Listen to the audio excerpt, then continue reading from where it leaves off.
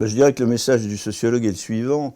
On est entré dans un nouveau monde, et dans ce nouveau monde, l'homme actuel est confronté à un certain nombre de défis par rapport, je veux dire, à son propre passé et aux traditions dont il a hérité, aux conceptions de l'homme dont il a hérité.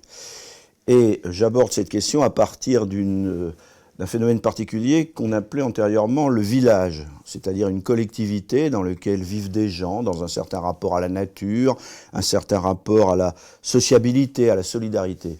Or, cette collectivité humaine qui a existé, qui représentait une certaine image de la France pendant des siècles, eh bien aujourd'hui, cette collectivité, d'une certaine façon, a éclaté. C'est-à-dire, on est passé, je dirais, d'un village avec des traditions, avec des catégories sociales, avec beaucoup de paysans, une civilisation paysanne. Eh bien, cette civilisation paysanne, elle est d'une certaine façon terminée.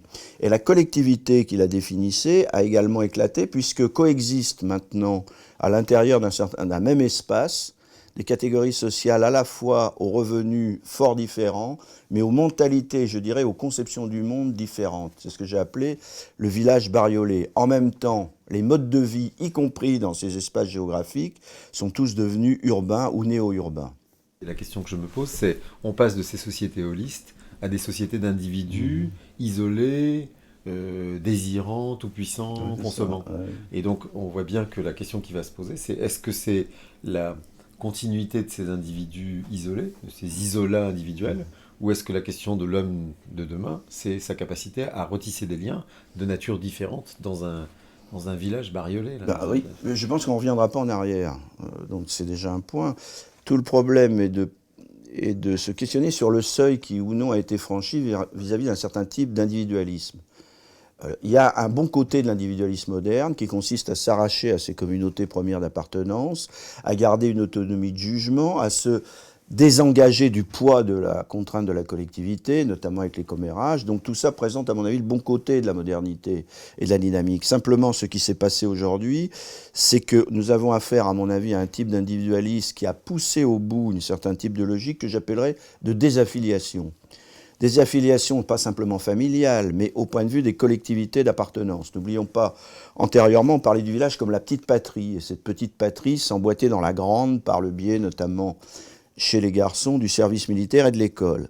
Eh bien, ce lien a été rompu. Nous sommes arrivés à un point où il y a eu de nouveau une demande de retisser du lien, comme on dit, c'est une formule très générale, mais retisser du lien collectif, et on est précisément dans ce moment sans pour autant encore bien voir quelles seront les modalités de cette demande de collectif. Mais on sait au moins une chose, c'est qu'on ne peut pas pousser plus loin cette logique de désaffiliation et je dirais de perte de rapport de sociabilité et de solidarité. Alors il y a des choses qui se font. La petite chose, les fêtes des voisins, on essaie de retisser des liens, on essaie de recréer quelque chose dans les conditions de la modernité. Mais je pense qu'on est véritablement à la croisée des chemins aujourd'hui. C'est-à-dire que l'homme de demain, il va devoir inventer ça. À mon avis, c'est un des défis qui nous sont posés. Quels sont les nouveaux liens de sociabilité, de solidarité dans les conditions de la modernité? Or, comme on n'arrive pas à inventer ce point, je pense qu'il y a une tentation de la nostalgie, du retour en arrière ou du c'était mieux avant. Moins il y a d'avenir, d'une certaine façon, plus à ce moment-là, les individus se replient sur leur identité particulière, vont chercher leurs ancêtres, se replient.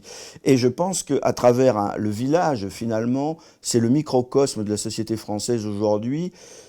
C'est une situation qui n'en finit pas de finir, si j'ose dire. On n'en finit pas de finir de voir l'ancien monde, si vous voulez, mais le pays ne retrouve pas une dynamique historique qui permette de franchir une nouvelle étape.